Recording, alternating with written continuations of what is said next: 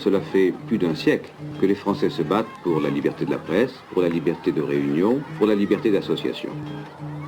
Créer une association sportive, une association culturelle, une association de caractère spirituel, ça nous regarde. La parole aux assos. Nous recevons en studio 4 membres de BAM. Alors, BAM, c'est Bâtiment à modeler. On reçoit donc Alexandre Fontaine, bonjour. Bonjour. Tu es animateur, coordinateur des espaces communs au BAM. Tu es accompagné de Yann Cadoré, bonjour. Salut. Tu es chargé de la valorisation des activités du BAM. À côté de toi, il y a aussi Camille Almenard, bonjour. Bonjour. En service civique, en animation. Et pour finir le tour de table, Pierre-Arnaud Lim, bonjour. Bonjour. Et donc toi, tu es habitant, bénévole, responsable du café associatif La Parenthèse Café et organisateur du voyage immobile. Exactement. Et je vais animer cette interview avec Alan Barraud. Bonjour. Bonjour. Voilà, ça va. Donc on est combien autour de la table ? On est 6. Pas mal. On a 7 micros, donc on est presque au complet. Alors le BAM, c'est le bâtiment à modeler situé à Clenay, dans les anciens locaux de la MJC Antipode. Pour les Rennais-Rennaises qui connaissent, qui nous écoutent, ce lieu accueille une dizaine de structures associatives, coopératives, solidaires. Alors pour commencer, comment vous vous définissez ? Est-ce que vous êtes plutôt un tiers-lieu, un coworking Voilà. Oh là là, question philosophique d'entrée de jeu. Là. Exactement. Comme ça. Non, mais c'est pas si simple à comprendre alors. Souvent, on se définit. Après, vous pourrez me compléter. Je regarde mes petits camarades, mais souvent, on se définit par notre nom propre, en fait, par bâtiment à modeler. Alors, c'est vrai qu'évidemment, on croise pas mal de gens. Soit on nous appelle tiers-lieu depuis l'extérieur. Et puis également, comme au sein de du bâtiment à modeler, il y a la coopérative COP Eskem qui travaille beaucoup sur ces questions-là. Donc il y a des chercheurs qui passent, il y a des personnes aussi, et des formations autour de piloter un tiers-lieu, faire de la recherche en tiers-lieu. Donc souvent, on est assimilé à un tiers-lieu. Alors après, on pourrait faire une émission de 4 heures pour savoir ce que c'est vraiment un tiers-lieu. Puisque quand on regarde sur une carte à Rennes, sur la carte de Bretagne tiers-lieu, pour le coup, il y a 86 tiers-lieux à Rennes, donc on se dit « Ah oui, quand même !» 86 ! Mais du coup, ça montre aussi la diversité. Est-ce que ça veut vraiment dire quelque chose ? Puisque ça va vraiment d'un espace de coworking à Cesson-Sévigné d'ingénieurs jusqu'à un lieu purement associatif. Donc nous, on est plutôt un lieu de vie de quartier, un espace d'éducation populaire. Ça, c'est une notion qui nous est chère. Et voilà, on met à disposition les locaux à prix libre, notamment pour des associations, des collectifs. Et on fait de l'accompagnement pour les jeunes, pour les moins jeunes aussi, sur la mise en action, la mise en œuvre d'envie, de désir. Donc voilà, j'évite soigneusement les mots projet, tiers-lieu, si vous avez capté, mais voilà, c'est l'idée aussi. Et puis se définir par notre nom propre, c'est bien, tout est dans le nom, bâtiment à modeler, c'est-à-dire qu'on va le modeler tous ensemble, en fait, avec les gens qui ont envie de s'impliquer. Justement, comment vous arrivez à vivre tous ensemble dedans ? Est-ce que tu peux présenter un petit peu les différentes associations qui sont en colo ? On peut dire ça, en colo chez vous ? Ouais, en coloc, coloc, c'est ça, ouais. Oui, en colo, en colo, pardon. mais oui, non, mais ça nous définit bien aussi. On est un peu. Zut, non, c'est moi qui ai plus de son dans le casque. Ouais, on est en colo tous les jours aussi, on est d'abord, en tout cas pour pas mal de personnes d'entre nous, animateurs, animatrices jeunesse. Donc ça nous parle des colos. Mais du coup, il y a une dizaine, donc peut-être recontextualiser un petit peu la chose. Dans les locaux de l'ancienne Antipode MJC, ça ne veut pas dire que l'Antipode a disparu. L'Antipode a déménagé à 500 mètres de ses anciens locaux, entre la Courrouze et Clenay, dans des nouveaux locaux. Et on travaille toujours avec eux et on les remercie aussi, puisqu'on a voilà, ils nous ont facilité aussi notre arrivée dans les locaux. Il faut savoir que l'Antipode, c'est plus de 50 ans d'histoire. Dans le quartier de Clenay, de lien avec les habitants du quartier, de lien avec les jeunes, d'action sociale, d'action culturelle. C'était déjà un endroit identifié pour les habitants. Exactement, ouais. Et donc, ce qui facilite grandement l'arrivée. Et donc, on est sur une occupation temporaire. Donc, c'est un bail précaire de 3 ans. Là, on est à la moitié du chemin, entre guillemets. Ça, c'est la partie théorique. Après, on espère évidemment pouvoir aller plus loin, faire plus de choses, mais la propriété du bâtiment reste la ville de Rennes, donc on verra pour la suite. Pour répondre à ta question, oui, je peux parler beaucoup, attention. Dans les 10 associations à la base, en fait, 10 associations structures qu'ont créé l'association collégiale BAM, bâtiment à modeler. 3 principales au démarrage, COP Eskem, j'en ai parlé, coopérative de recherche, action sur les politiques publiques de jeunesse, les politiques sociales. Dida, d'ici ou d'ailleurs, mais Copeschem et Dida étaient vos voisins ici avant au Blône, donc Dida, d'ici ou d'ailleurs, oui, donc accueil, accompagnement de personnes exilées, cours de français, enfin atelier de français, accompagnement administratif, tea time, temps conviviaux, les mardis après-midi et jeudi après-midi à 16h30. Et je connais le troisième, Brut de Pomme. Ouais, c'est ça, Brut de Pomme, agence de communication solidaire. Voilà, donc ça c'est un peu c'est vous qui avez candidaté en fait. Ensemble, ouais. Voilà, ouais, c'était la candidature les 3 là, et au final vous êtes 10. C'est ça. Ouais. Nous, on a candidaté tous les 3 ensemble pour, d'une part, la ville de Rennes, à la base, voulait mettre côte à côte les associations. Nous, on a préféré faire une candidature commune tout de suite en disant on veut créer un poste parce que ça nous paraît important pour maintenir cette ouverture sur le quartier et le lien aux habitants. Du coup, mon poste actuel, qui est séparé de ces structures puisque c'est la création de l'association collégiale BAM.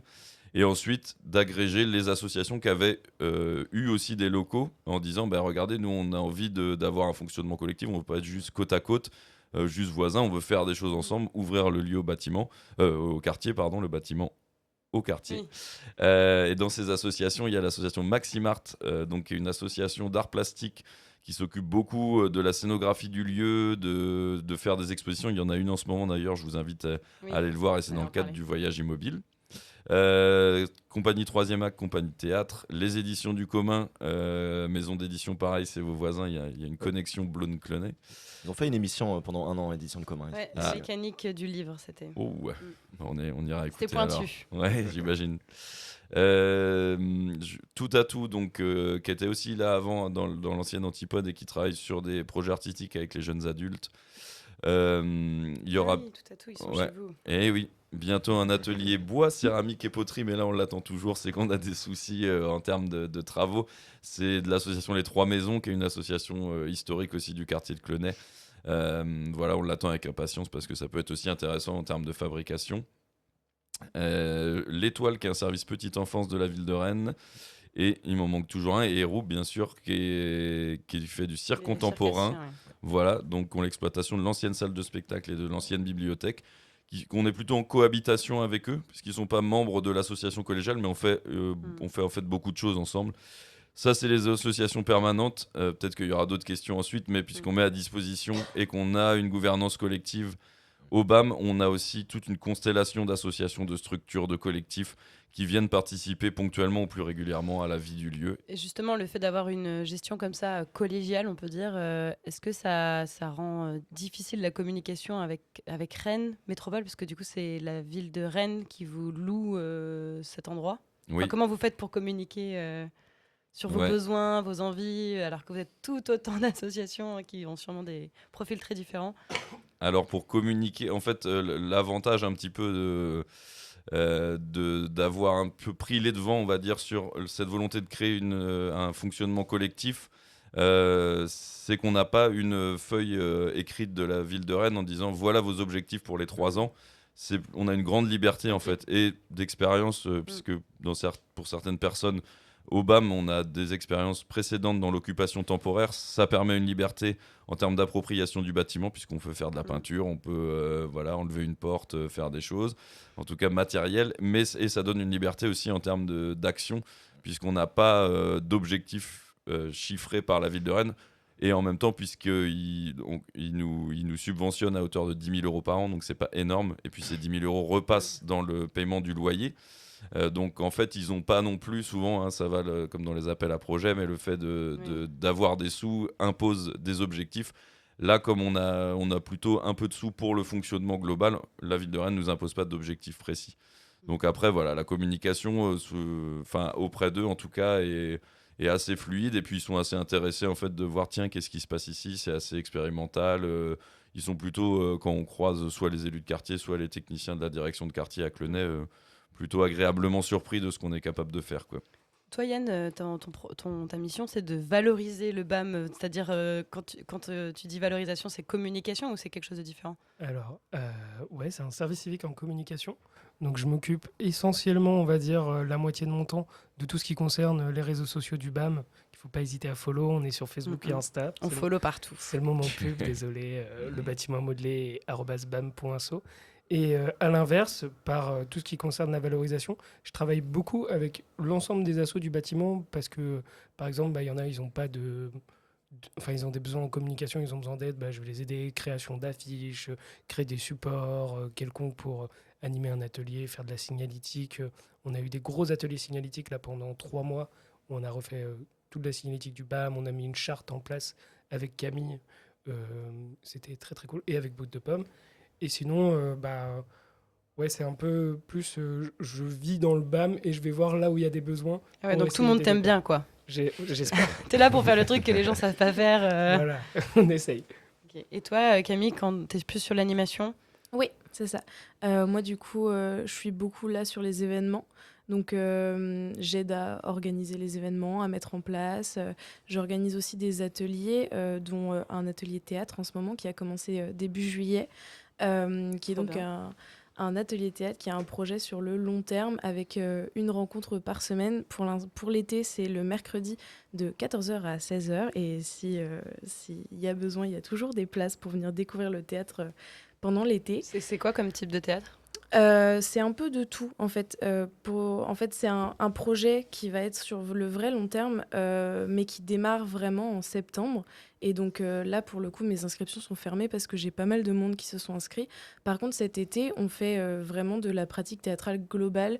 C'est-à-dire que là, par exemple, mon prochain atelier se base sur la découverte des Alexandrins, oui. Qui est une demande du groupe à la base. Okay. Je tiens Incroyable. À le préciser. Ouais, c'est vraiment des gens très motivés, donc je suis très contente que ça marche aussi bien. Voilà, donc on a travaillé sur du texte. Qui est fin de partie de Samuel Beckett pendant les 2 premiers ateliers. Le tout premier, en fait, je voudrais que ce soit vraiment ludique, une découverte du théâtre qui part du groupe. Je pars vraiment de leurs envies pour savoir qu'est-ce qu'on va prévoir, sur quoi est-ce qu'on va travailler. Et pour l'instant, ils ont tous l'air contents, donc c'est plutôt chouette. Donc ça, c'est quelque chose que tu as proposé parce que toi, tu fais du théâtre. Ouais.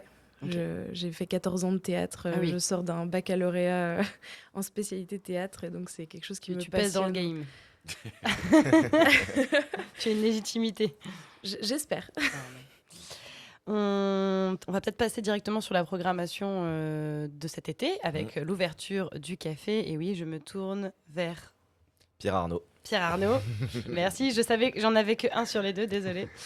Alors, il y a cette fameuse la parenthèse café que vous avez créée il n'y a pas longtemps, enfin de ce que j'ai vu sur les réseaux sociaux. Et vous avez organisé tout un projet qu'on appelle Voyage Immobile. Donc, avant de parler de la programmation qui fait partie de Voyage Immobile, est-ce que vous pourriez nous dire d'où est née cette envie d'ouvrir un café ? Donc, c'est toi qui en es le responsable. A priori. A priori. Ça vient du BAM à la base, puisque le BAM a proposé aux habitants du quartier qu'ils souhaitaient de venir ouvrir un café associatif. Ça a été du coup ma première entrée dans le lieu, et donc avec un oui, direct t'arrives et on te dit que t'es responsable d'un café, quoi. J'étais pas le seul, puisqu'on l'a fait avec mon association qui est sur le quartier, donc Aminti, et un collectif d'habitants. On est parti du constat en fait que notre dernier PMU a été rasé, et donc qu'il manquait un lieu pour se retrouver, échanger, discuter. Et comme nous, dans l'association Aminti, on a une forte vocation culturelle, on s'est dit, mélangeons les deux. Donc en fait, on a ouvert en octobre, fin octobre, si je ne dis pas de bêtises. Et à partir de là, sur 2 créneaux, le jeudi après-midi, qui est plus tenu par les habitants et qui est plus un espace de rencontre et d'échange, et le vendredi soir, où on propose une programmation culturelle issue à la fois de ce que nous, on peut offrir, et aussi des propositions qui viennent de l'extérieur. Et donc, en fait, c'est d'ouvrir un espace et de le devenir. Donc ça peut être tout, ça peut être justement des concerts, des pièces de théâtre, du stand-up, voilà. Exactement, on a eu vraiment beaucoup de choses diverses et variées, d'événements, tous super. Et vive aux artistes alors, ils peuvent venir faire leurs propositions. Voilà. D'ailleurs, il y a 3 dates peut-être sur lesquelles on peut faire un focus. 3 dates clés que je vais retrouver là, que j'ai notées juste ici. Il y a le samedi 22 juillet. Oui. Super bingo. Un super bingo, est-ce que tu peux en parler un petit peu? Oui, eh ben ça c'est une proposition qui émane directement d'habitants du quartier. Et comme on sait que le bingo c'est un petit peu fédérateur, C'est indémodable ce truc-là. oui. Voilà, et qu'il y a une forte population qui aime ça, et ben on lance donc bingo l'après-midi et concert avec Massimiliano Lai, qui est un musicien qui fait de l'électro beatbox loop station Wow. et qui habite sur le quartier. Tu l'as bien présenté, Ouais, il bien serait joué, content. bien joué. J'espère. Et le samedi 29 juillet, biodiversité, biodiverse été. Oui, Il y a un petit jeu de mots, voilà. Oui, on aime ça. Donc avec goûter, vernissage de l'exposition Clonesse à Grouille et Terre de vie. C'est quoi cette exposition? C'est une exposition sur la biodiversité du quartier étendu.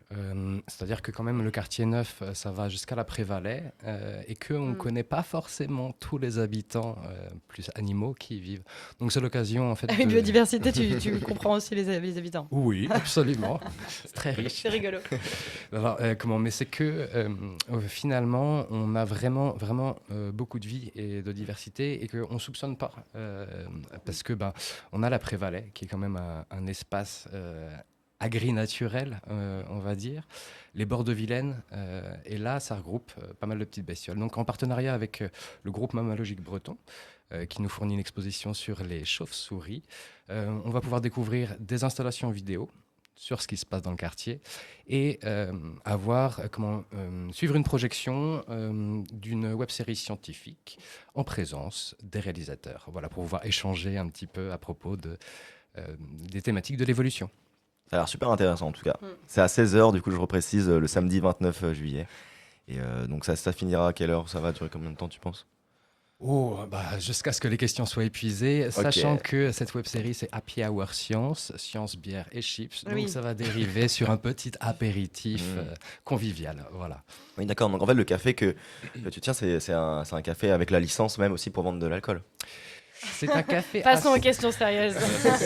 Est-ce qu'on va venir ou Je pas? voulais pas la poser, mais là tu m'as tendu la perche. C'est un café associatif. Du coup, il faut être adhérent. En fait, on crée des soirées, des espaces pour les adhérents. Et donc, à partir de là, on peut boire une petite bière. Voilà, bien fraîche. Vous avez la licence bière, vin, j'imagine.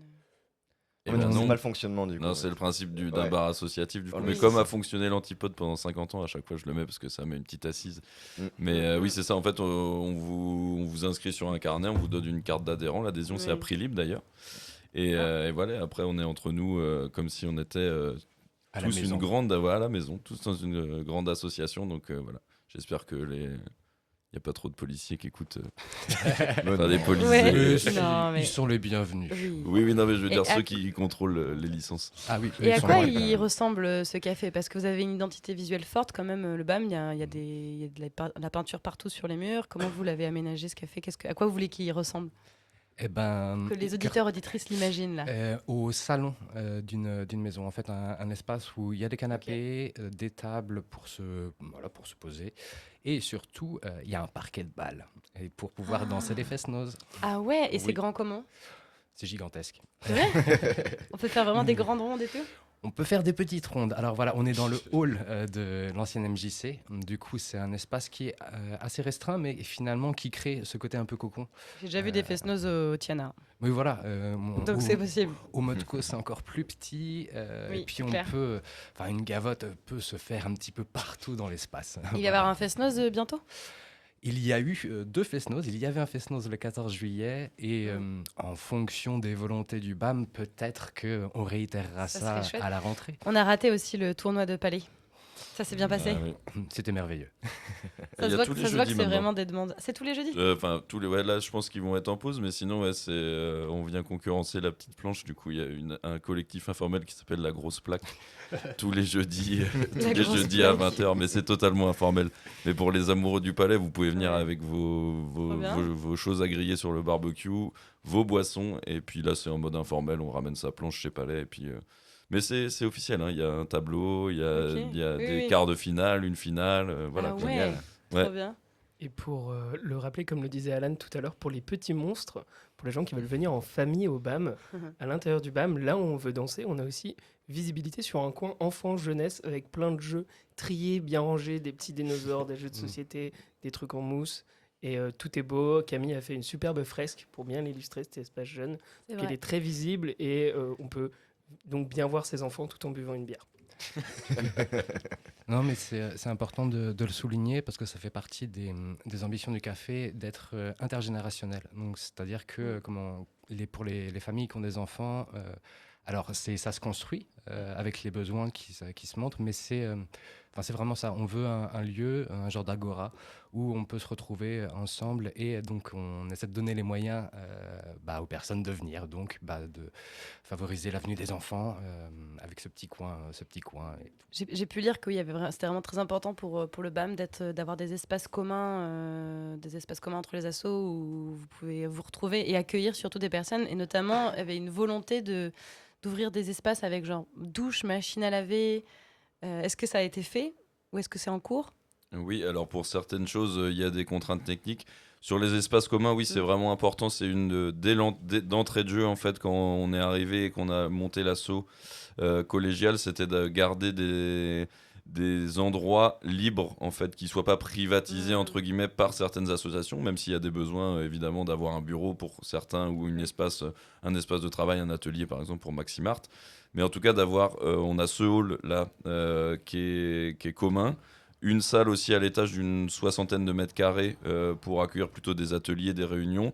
Et une petite salle avec accès extérieur qui est l'ancien espace jeune d'une 30aine de mètres carrés aussi, pareil, donc, qui sont mis à disposition. Donc ces espaces, ils sont vraiment utilisables par tout le monde. Quand je dis tout le monde, c'est les occupants-occupantes du BAM, les habitantes du quartier, et puis aussi de la mise à disposition. Donc on met à dispo à pas mal de collectifs en régulier. Il y a Nous Toutes, le réseau de ravitaillement. On a accueilli aussi Rennes Antisexiste, l'assaut Déconstruire, aussi bien Élan Créateur que des réunions du centre social, que, enfin voilà. Ouais, du coup, vous devez brasser, comme tu disais tout à l'heure, Pierre Arnaud, toutes les générations. Est-ce que c'est pour vous, en tout cas pour l'instant, c'est une réussite en termes de public ? Est-ce que vous arrivez vraiment à toucher toutes les générations et les gens du quartier ?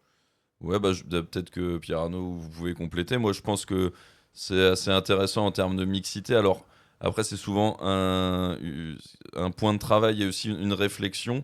Il y a ces espaces de croisement. Le hall, par exemple, du BAM, nous, on le considère comme un espace public. C'est-à-dire que souvent, l'espace public, c'est un espace extérieur. Nous, on essaie de le penser, cet espace intérieur, avec les portes ouvertes, comme un espace public, c'est-à-dire un espace de circulation où on peut se poser, boire un café, juste traverser aussi, et des espaces plus safe, comme on dit maintenant. J'ai l'impression d'avoir 50 espaces en sécurité, ouais, pour ceux qui ne comprennent pas l'anglais. C'est-à-dire des espaces, par exemple, dédiés à d'ici ou d'ailleurs, où les bénéficiaires de DIDA peuvent venir aussi se poser entre eux, sur les coiffures solidaires, par exemple, pour les femmes aussi, d'avoir des moments... 1 euro les coiffures solidaires. Ouais, c'est ça. Ouais, on va relancer ça à la rentrée.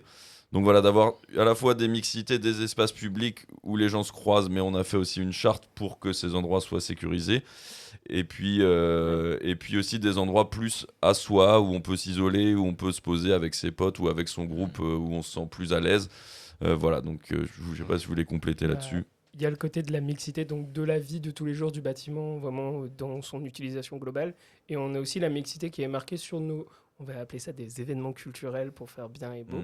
Mais par exemple, on s'est rendu compte au dernier Fesnos, qui était le premier événement à Camille et moi, à notre arrivée au BAM, que ça a commencé par un Fesnos, puis ça a fini sur nos chers papis, mamies qui faisaient de la danse bretonne sur du gros rap français.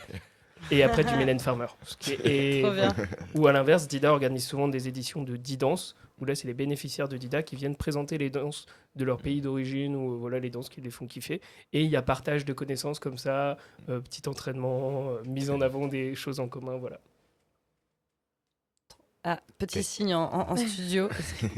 Moi je trouve que au niveau de la mixité, que ce soit... interculturel, on va dire, on y est complètement. Il y a des enfants qui viennent, il y a des jeunes adultes, des personnes âgées. Il y a beaucoup de... je trouve que les groupes se mélangent bien, en tout cas de ma vision des choses. Et est-ce que vous avez déjà des habitués du café ? Oui. Est-ce qu'il y a les deux, trois gars ou 2-3 filles, genre accoudés au bar Alors... même pas Dès à 8 heures du coder, matin. ils sont derrière le bar. Parce que c'était oui. ça Oui, souvent, c'est l'idée, ça. c'est que, Ouais. et c'est par rapport au lien au quartier, et là ça marche de plus en plus, c'est que les bénévoles du bar sont des habitants et finalement ils deviennent acteurs. Et c'est ça l'idée de participer, d'être pas simplement consommateur de ce lieu. Et ça commence à bien marcher.